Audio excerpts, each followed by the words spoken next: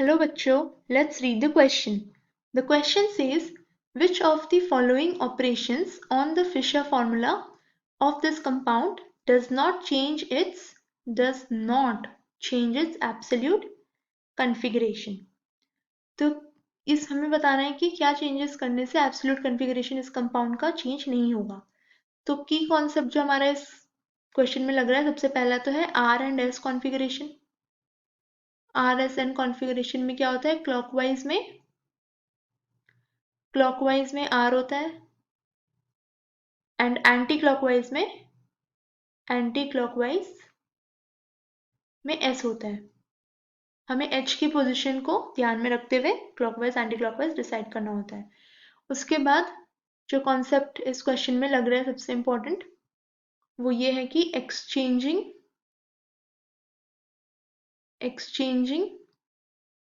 The position of groups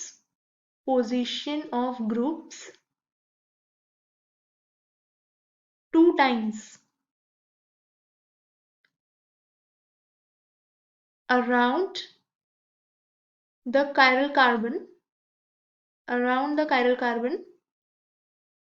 does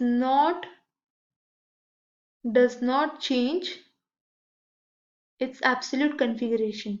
तो अगर हम chiral carbon के अराउंड चेंज करेंगे अपनी ग्रुप्स की पोजीशन को, पर अगर हम 2 बार कर रहे हैं तो हमारी एब्सोल्यूट कॉन्फ़िगरेशन सेम रहती है, चेंज नहीं होती है. तो अब हम देखेंगे कि हमारा गिवन कंपाउंड का एब्सोल्यूट कॉन्फ़िगरेशन एक्चुअली है क्या. C2H5, ये बीच वाला हमारा काइरल कार्बन है, इसके अराउंड एक इथाइल है, मिथाइल है, OH ग्रुप है एंड H ग्रुप है. सो ये O है, सबसे ज्यादा इसका मॉलिक्यूलर मास होता है, तो ये प्रेफर्ड हो जाएगा सबसे पहले नंबर 1, इथाइल उसके बाद नंबर 2, फिर मिथाइल नंबर 3.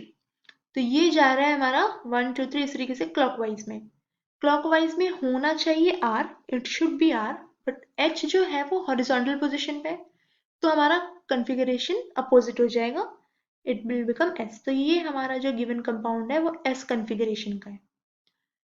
सो नाउ अब हम एक एक करके ऑप्शंस चेक करेंगे कि वो ऑप्शंस करने से हमारा कॉन्फ़िगरेशन चेंज हो रहा है कि नहीं हो रहा है. ए नंबर ऑप्शन में exchanging groups across the horizontal bond. तो अगर हम हॉरिजॉन्टल बॉन्ड के अक्रॉस चेंजेस कर दें तो कुछ इस तरीके से हो जाएगा, H इधर आ जाएगा, OH, CH3 वहीं रहेगा एंड यहाँ आ जाएगा हमारा इथाइल.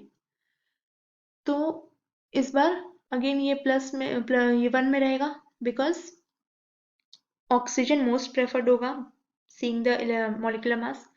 फिर इथाइल नंबर 2 और ये हो जाएगा 3. तो इस बार जो जा रहा है वो हो रहा है हमारा एंटी क्लॉकवाइज में होना चाहिए एक्चुअली में S एंटी क्लॉकवाइज में, बट सिंस हाइड्रोजन हमारा हॉरिजॉन्टल पोजीशन पे है तो ये हो जाएगा कॉन्फ़िगरेशन R. तो इसमें चेंज हो गया, तो ये तो बिल्कुल गलत ऑप्शन है. Second, exchanging groups across the vertical bond. अब हम वर्टिकल बॉन्ड के अक्रॉस अपने ग्रुप्स को चेंज करके चेक करेंगे कॉन्फ़िगरेशन चेंज हो रहा है कि नहीं हो रहा है. बी नंबर ऑप्शन में कुछ इस तरीके से बनेगा, C2H5 इथाइल ऊपर चला जाएगा, मिथाइल नीचे एंड हमारा ये जो ग्रुप है ऐसा ही रहेगा.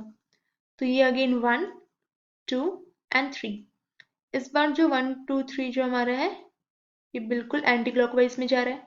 Anti clockwise it should be S, but since hydrogen horizontal position में इसका कॉन्फ़िगरेशन हो जाएगा R. ये भी चेंज हो जा रहा है, ये भी गलत ऑप्शन है.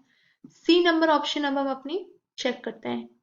सी नंबर ऑप्शन में exchanging groups across the horizontal bond and also across the vertical bond. तो दोनों साइड चेंज हो गई है, तो OH यहाँ आ गई, H यहाँ पर इथाइल एंड यहाँ पर methyl. Now let's start giving the numbering. ये 1, ये 2 एंड ये 3.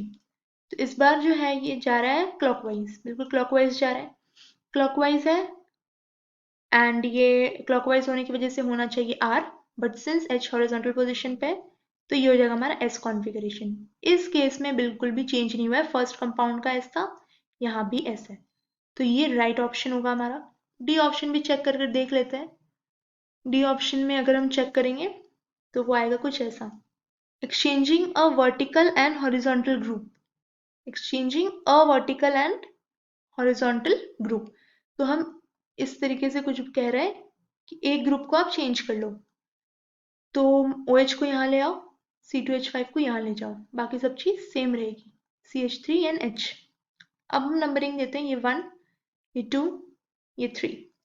इस बार अगेन ये कैसे जा रहा है, ये जा रहा है एंटी क्लॉकवाइज, होना चाहिए S बट होगा R। तो यहाँ पर भी चेंज हो गई, पहले S थी ओरिजिनल और अब R है, तो ये भी गलत स्टेटमेंट हो जाएगा।